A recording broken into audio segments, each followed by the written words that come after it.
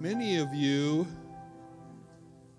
if you've been somewhat alert and aware, ever since the canonization, the cause of canonization has been pressed forward. Yeah, can you not hear me? Hard to believe. So anyway, let that be a lesson to you, Christian. Okay, thank you.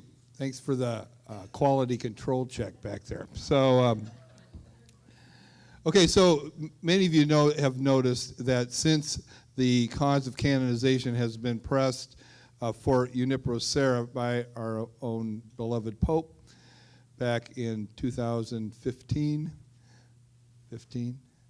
so that there has been an increase in the some information, positioning of people who feel like St. Junipero Serra, I don't know, we don't think he was so great.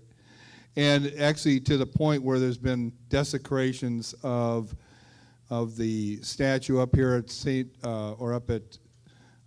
up at Santa Barbara and other places, and just a big pushback. You might have heard recently about the pushback from the Stanford University and the renaming and the causes and things of that nature, just trying to create some dissent, if you will, about who St. Junipero Serra was.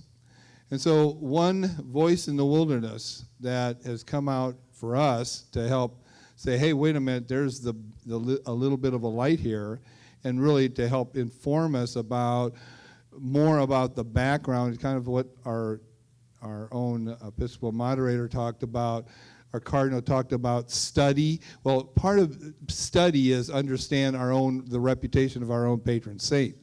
So his reputation and his history. So the purpose of this presentation is to provide you some of that. Kristen Clifford is a high school teacher, high school, teaches juniors in high school theology up at none other than Junipero Serra High School, San Mateo, California, up the road quite a few hours actually. But we're glad he's here. He's going to give a presentation about St. Junipero Serra, his personal quest to learn more and to get fired up about defending St. Junipero Serra's reputation as the man that he is, that we believe him to be, saint and apostle and friend of the Indians. Okay, so Christian, come on up.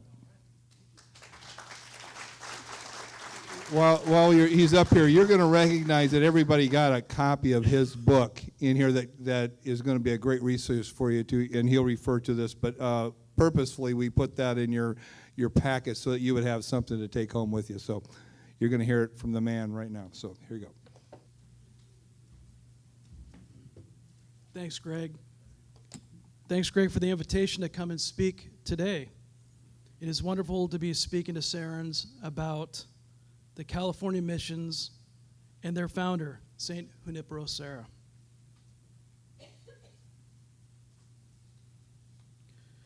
Junipero Serra Ferrer, OFM, given name Miguel Jose Serra Ferrer, has been given many titles. Father of the California missions, Apostle of California,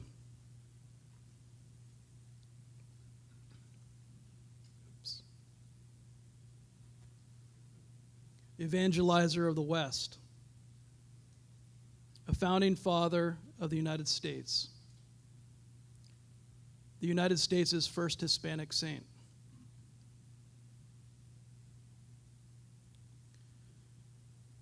Not everyone admires Serra, though, as you can see here. Just a couple samplings. As you're aware, my first book, which you have a copy of, I used to have an old Twitter account for, and I've written two since. But you can see here, my first Twitter was at St. Serra 1. Some guy by the name of Pythagoras. Serra's a criminal, should have been hanged. He's a more successful version of Himmler. Here we see up at Mission Dolores, I know some of you will be visiting there soon, This guy here has this of course is around the time, shortly after Pope Francis announced that he'd be canonizing Serra. He condoned genocide. Now you want to sanctify.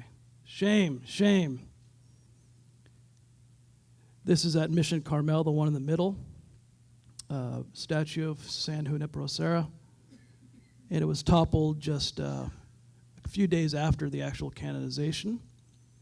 And shortly thereafter, this is in Monterey, the one on the right, on the Fort Ord Army base. But there is access to the general public, and he was beheaded. Since the canonization, memorials of the patron of vocations have been vandalized 6 times at Monterey, twice in Carmel, in Mission Hills, Old Mission Santa Barbara, and Mission San Gabriel.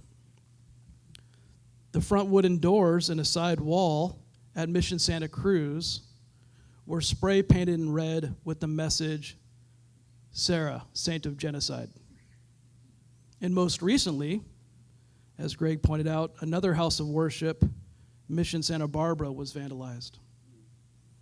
So at Mission Santa Barbara, for clarity's sake, a statue and the actual church itself, 2 separate occasions.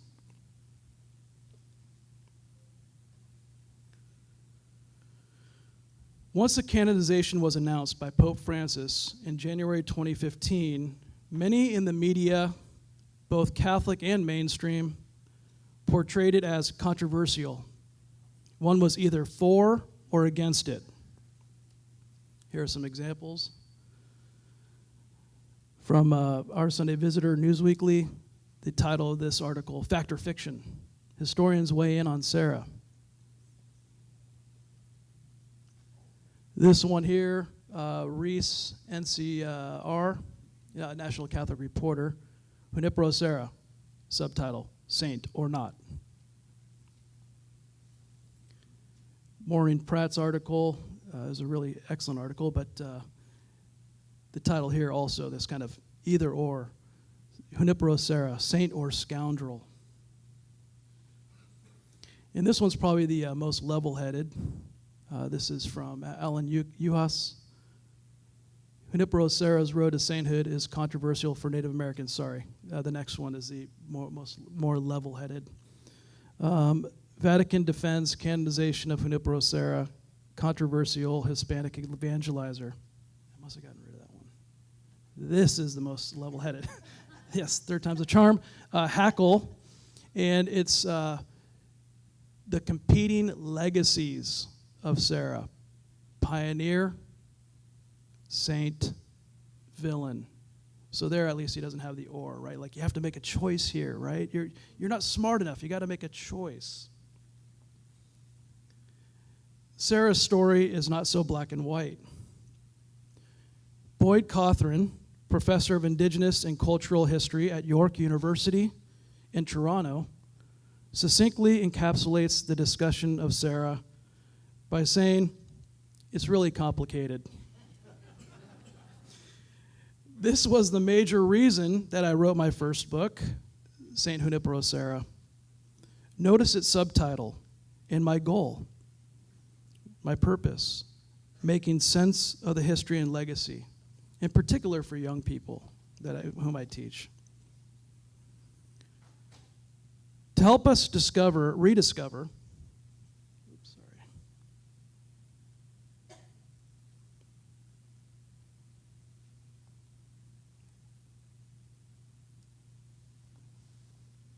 there we go.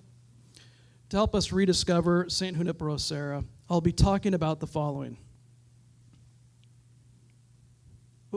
Background to Junipero Serra, Serra the miracle, Serra's legacy, Serra's relevance in the past, the controversy, my own journey, and what Serrans can do.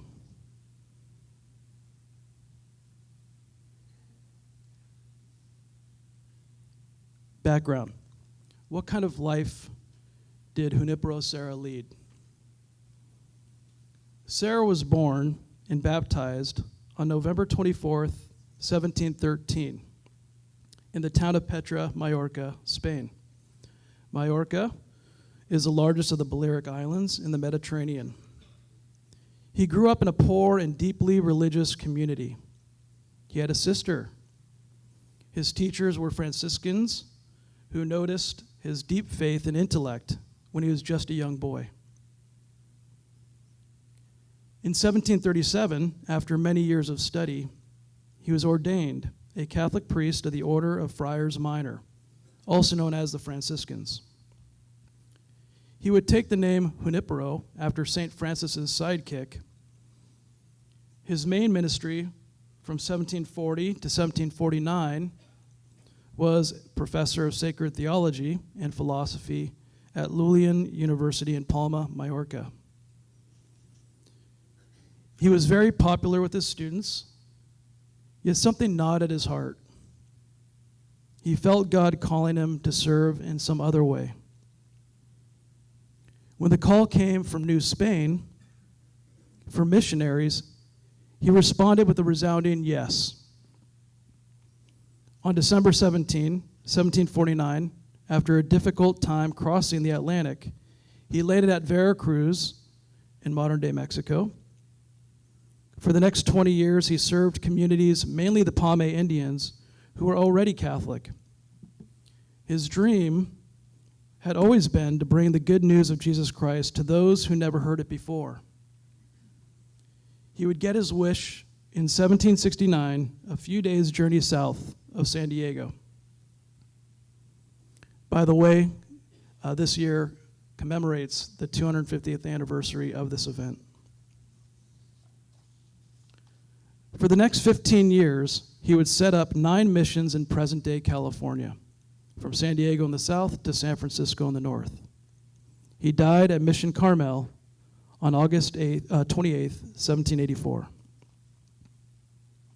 If you need inspiration, look no further than our own patron, Saint Junipero Serra, whose travails show us what prayer, faith, and sacrifice can achieve. End quote. Mario, you were spot on. When Serra left Old California, now known as Baja California, and entered New California, as shown in this 1787 map by Diego Troncoso, he was an old man who came to uncharted territory. Here he would rise above the life of an ordinary man. Recall that he discerned God's call to be a missionary and sacrificed so much by leaving his loved ones to serve Christ by serving strangers. He even shared with the governor that if the natives should kill him, that they should be forgiven and pardoned. He tried his best to learn native languages so that he could help them understand the faith, which he wasn't so hot at. Okay, he had a tough go of that. He stood up for justice, penning what has been coined by historians as the Native Bill of Rights. And he was also a man of his time, using self-flagellation as a form of penance and upholding corporal punishment, both common practices during Serra's day. For many, it is not a shock that Pope Francis dispensed of the usually required second miracle. Serra's life is the second miracle. He was 5 feet 2 inches, short by even the standards of his time. He voluntarily left the comforts of home, knowing full well he would never return. On his first night in New Spain, just outside Veracruz, he was bitten by an insect. It would cause him great pain, off and on, for the rest of his life. He was asthmatic. He was only expected to live a few days. We know this because he was baptized just hours after he was born. And look at what he accomplished. He lived 70 years, 9 months, and 4 days. The average lifespan in the late 18th century for a male was between 30 and 40 years. I think his life was one well lived. Many of us already knew this, having prayed to him to intercede on our behalf for many, many years. Now, Sarah's legacy.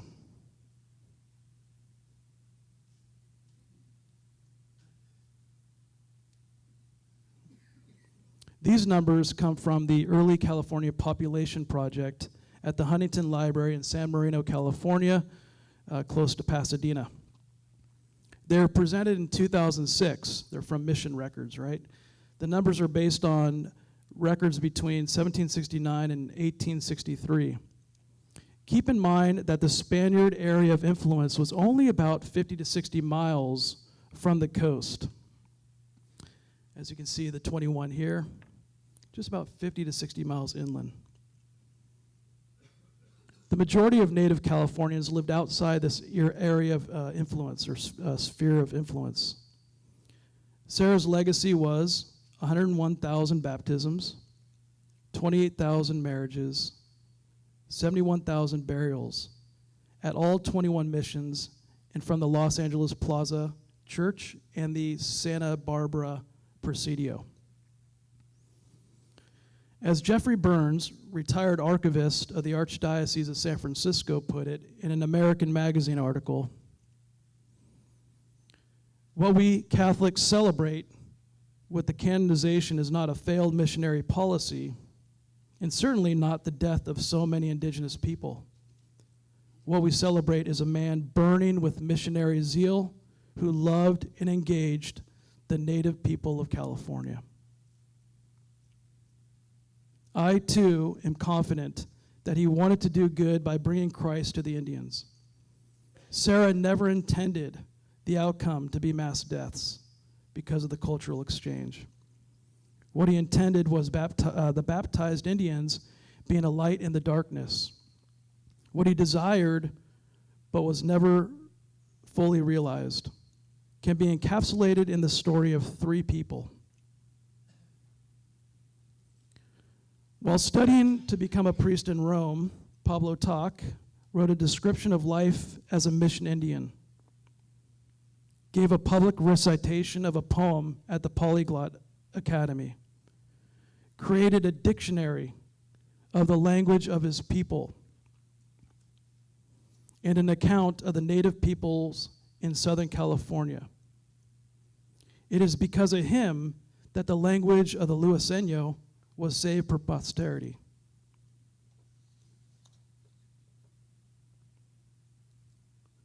Stanislaw was from a rancheria 50 miles east of Mission San Jose. He could read and write, was a vaquero, or a mule tamer, and rose to alcalde, the head mission Indian. Once when he went to his traditional home for a visit, he stayed longer than what was agreed upon. A search party was sent, and Stanislaw confirmed that he had no intention on coming back. An altercation took place. The Spanish and their Indian allies attacked. Stanislaw and his Indian allies repelled Mexican forces twice. Father Duran, the pastor at Mission San Jose, eventually received a pardon for Stanislaw after the fugitive returned to the mission. Stanislaw died due to an epidemic that struck the mission in 1839. Surely the mercy shown by Father Duran made the Indians who grew up with revenge as the way to deal with problems take pause. Then there is Lope Inigo, the Mission Santa Clara Indian who on November 23rd, 1839, petitioned Jose Castro for a land grant. Today, the land grant would make up, it's in Mountain View, California, the old Moffett Field Naval Air Station. Some of you might be familiar with that in the South Bay. Lope was one of a few California Indians to be granted land for his service to church and state. He lived during the Spanish, Mexican, and American periods in California. Now on to Sarah's relevance in the past. Starting in 1821, the Franciscans were kicked out of the missions by the government of Mexico, and the missions fell into disrepair. Mexico could not finance their new lands. Native Californians were neglected. In 1848, because of the gold rush, Americans began to come in droves, and statehood followed in 1850. The native got in the way of so-called progress. More on that in a minute. In the late 19th century, California seemed a place in need of a past. Serra embodied the greatness of civilization for the people of the time, or I guess the worst, depending on perspective. Some of the following depictions, which only represent a fraction of those that exist, help tell this story. The first Serra statue I made reference to earlier, this is with its head on, is at Fort Ord, Monterey, and was erected by Jane L. Stanford of Stanford University fame in 1891. And yes, it's kind of confusing that she upholds him, and now there's a select group of students at Stanford that want to tear his name down. The next is located in Golden Gate Park, San Francisco. It was commissioned by James Phelan, mayor of San Francisco, from 1897 to 1902. Eventually he becomes a U.S. senator, and executed by Douglas Tilden, dedicated in November 1907. This one is located in the United States Capitol, National Statuary Hall. It was dedicated in 1931 to much fanfare. The main supporters of this were the native sons of the Golden West. This one is near my home. The Serra sculpture by Kenyon Kaiser was commissioned by the San Mateo Serra Club, donated to the city of San Mateo in 1969. If you visited any of the missions in California, odds are you've seen this one, commissioned by William H. Hannon, a devout Catholic and philanthropist from Los Angeles who made his fortune in real estate. It seems to me from these examples from the late 19th century to the 1960s that Serra had a cross-section of supporters. The controversy. This perspective is rooted in pain and suffering. It is a tragic history. It is our nation's first original sin, the decimation of the natives.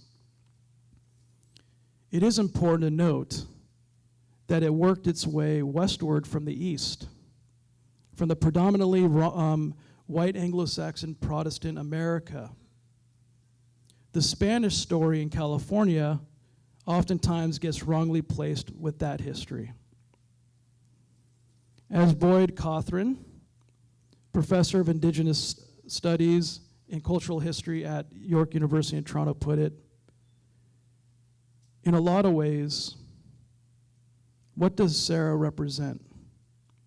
In the natives' minds, Serra represents the totality of the colonial experience. So when they're criticizing Serra, they're criticizing coercive Christian colonization and massive deaths and loss of culture.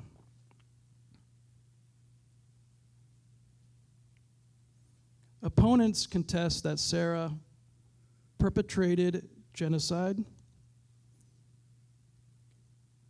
enslaved others, and was cruel. First, regarding genocide. Keep in mind that 200 plus years had passed since Cortez and his native allies conquered the Aztec. Serra and his contemporary religious were aware of this part of Spanish history. They wanted to change hearts and minds with the cross, not the sword. It is true that many native Californians who came into contact with the mission system perished prematurely. This is almost entirely due to epidemics and pandemics.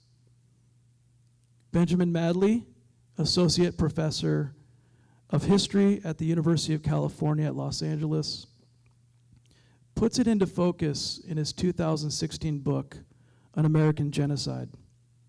Quote, "The indigenous population of California under Spanish rule dropped from 300,000 prior to 1769 to 250,000 in 1834.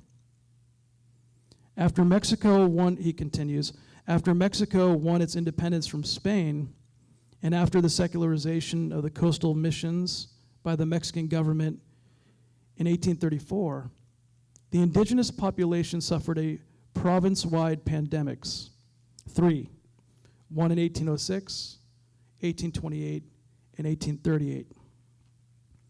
The period immediately following the U.S. conquest of California has been characterized by numerous sources as a genocide.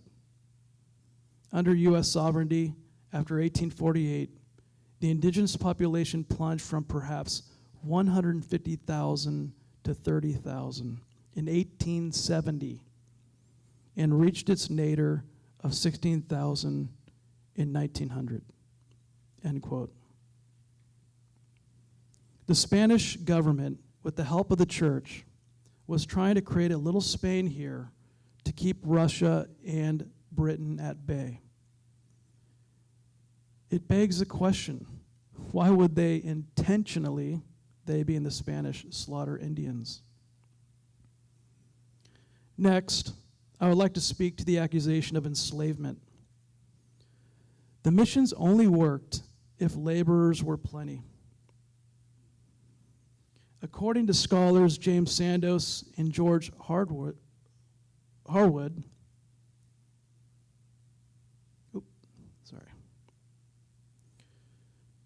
missions were designed to attract, not destroy. After learning the basics of what it meant to be Spanish, a Spanish Catholic, the native was required to work like the Spaniard. To leave the mission, one had to ask for permission. If one did not return on the prescribed day, one was seen as a deserter. It is estimated that 4 to 10% actually did. People from the mission would be sent out to retrieve the deserter. They would be given multiple chances to return. Once the final request was made and there was no response, soldiers, including mission Indian auxiliaries, would bring the culprit back by force if needed. The fear was the mission Indian would revert to old practices opposed to Christianity, thus putting their eternal salvation in jeopardy. Last, a few contend that Serra was cruel. In the previous example, Serra would have allowed for corporal punishment to make a point that desertion is not a part of the society.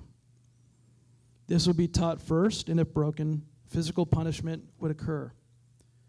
This would happen to a Spanish soldier who deserted too. It would have been happened to an errant schoolboy back in Spain or in Mexico if he misbehaved. Cal Poly San Luis Obispo Professor Emeritus of History, Dan Krieger, explained in a Santa Maria Sun article that thick whips of cord were used that rarely broke skin. In this case, Serra was a man of his time. Society did not frown upon corporal punishment.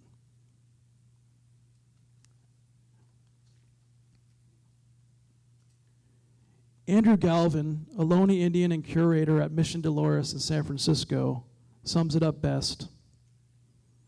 In a San Francisco Magazine article, he asserted, "I blame the system, not the individual. Serra was a very good person operating in a very bad situation." The vast majority of Serra historians have exonerated Serra of accusations that he perpetrated genocide, enslaved others, and was cruel. My journey. This is my dad and me. Back in 2001, we went on a whirlwind road trip of the Northeast and Atlantic provinces in Canada. During my junior year of high school, I remember reading a couple of, not in 2001 for the record, that's not there, okay, about the Irish experience in America. I was confused. I mean, there are only a few pages in my history textbook on the Irish impact in America. So I went home and shared my confusion with my dad, who was very passionate about sharing his Irish-American history with his family. I asked my dad something like this, as many years ago. Dad, you've shared so much with me about the impact the Irish made in the U.S. Why are there only a few pages in my history book about this? And he said something about like this, and it really stuck with me. I'm pretty sure this is an exact quote. If you don't believe me, go to the library and find out for yourself. You have a library card, go use it. This advice has helped me tremendously, especially when it comes to a passion of mine, California mission history. In 2015, I went for a walk near Pacifica, California, near my home, and I came across this sign. I stopped and I read it. Spanish colonial period, 1776. For those of you that don't know, Pacifica, California is up in the Bay Area.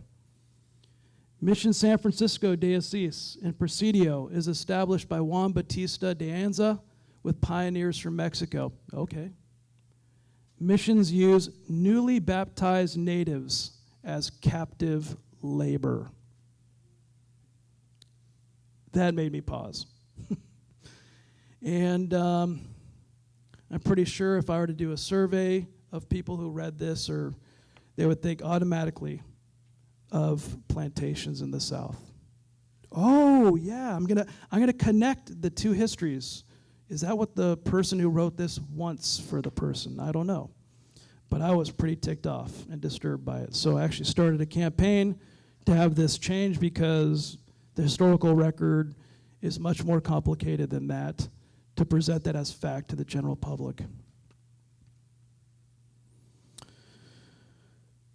I was dumbfounded, as I just pointed out, a little angry, and I started I was upset that the local government paid for a sign that was perpetuating such a falsehood.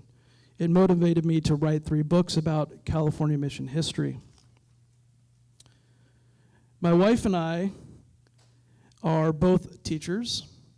Thus, our family has made an annual pilgrimage to the shrine of St. Junipero Serra to pray for a blessed school year. I've taken it a step further, recently walking the California Missions Trail. I've walked around 300 miles so far, and I have 500 to go. And please keep me in your prayers, because tomorrow I'm hoping to walk between Mission San Buenaventura and Mission Santa Barbara. And I'm hoping that my wife will be there at the end to take me back to the Bay Area. There's a certain je ne sais quoi about St. Junipero Serra. It seems that he will continue to inspire in ways that boggle the mind. What he built,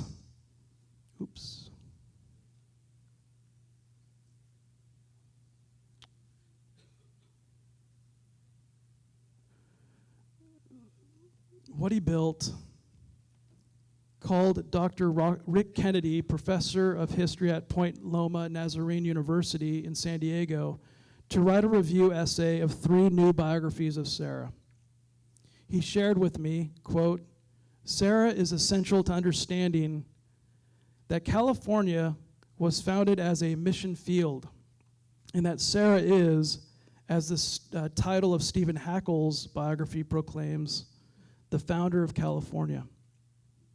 Second, although since the 1960s the global history of mission fields and missionaries has become much maligned and generalized under the category of cultural imperialism, the life of Serra offers a way of examining the high hopes and Christian ideals of the Spanish Empire as it moved north of Mexico," end quote.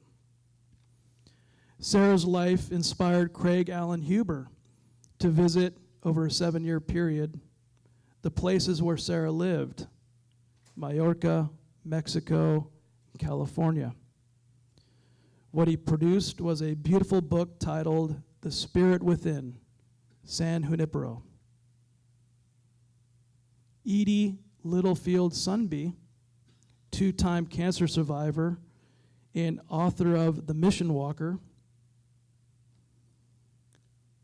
was motivated to walk the entire 1,600-mile El Camino Real de las Californias from Loreto, Baja California, Mexico to Sonoma, California. Edie said it best, quote, "I felt very blessed to be following in the footsteps of a saint in this journey. The missions are our heritage. They are tremendously vital to the well-being of our state. And I believe Sarah belongs to more than Catholics, to more than California. He is a saint for all of us." End quote. What fascinates me about Rick, Craig, and Edie is that they are all non-Catholic. They inspire me to want to shout from the mountaintop, Saint Junipero Serra is a saint for all.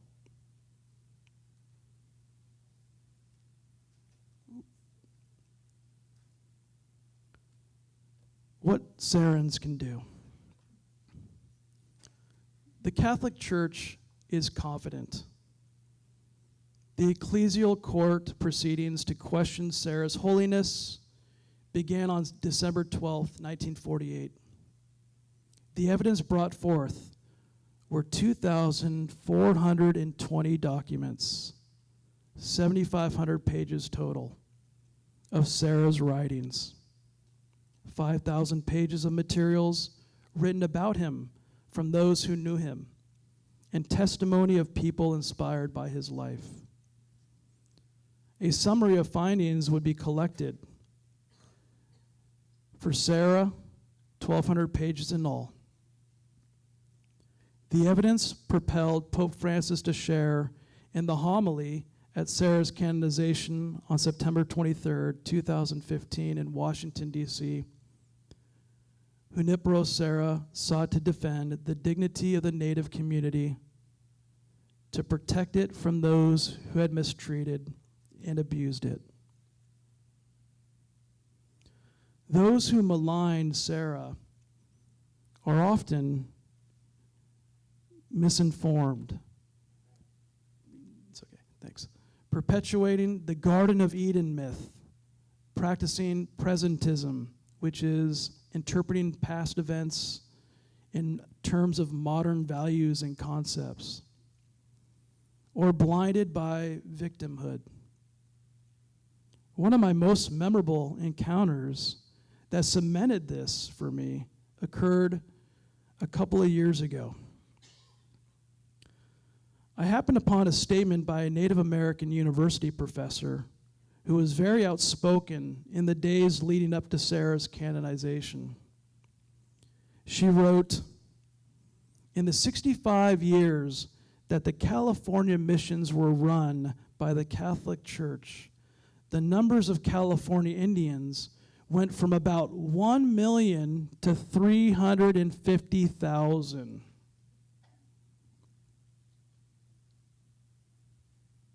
Having researched Sarah, myself, and the missions for some time, the commonly accepted number among scholars is that California Indians numbered approximately 300,000 pre-contact. I shared that with you earlier.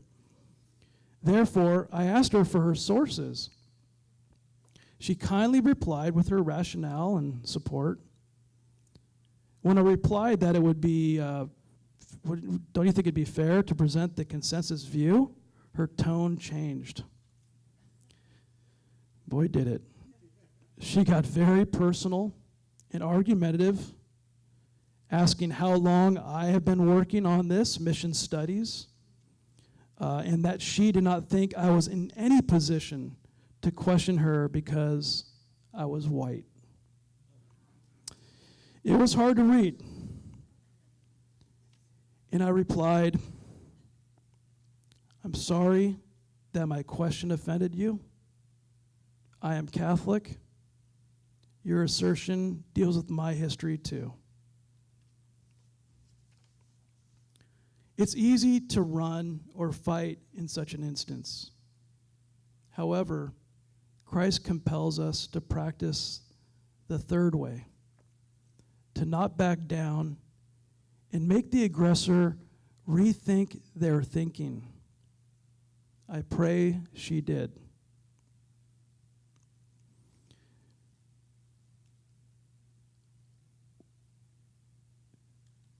Saint Junipero Serra wrote to Fray Miguel de Petra from Mexico City on September 29, 1758.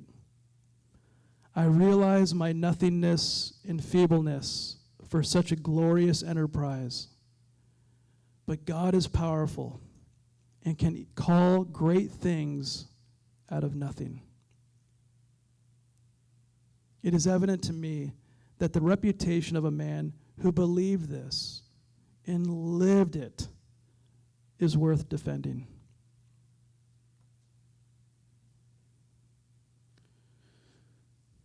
Serra canonization, September 23rd, 2015. Summary. Pope Francis shared that Serra embodied going forth, met people where they were, and served and defended those on the margins. Let's do what Pope Francis shared and couple them with a deep relationship with and intercession of Saint Junipero Serra. If we do, we are destined to bring others closer to God's love and truth.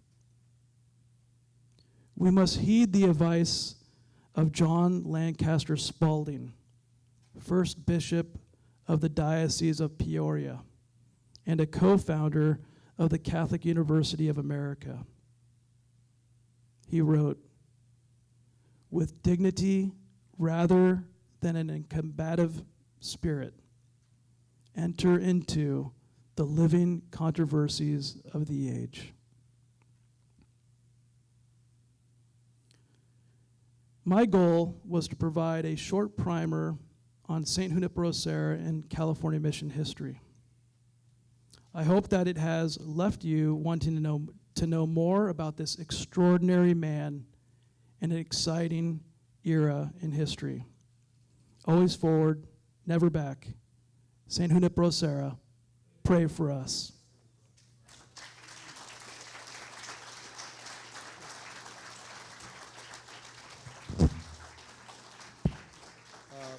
Let's take a chance here while we have Christian here today with us.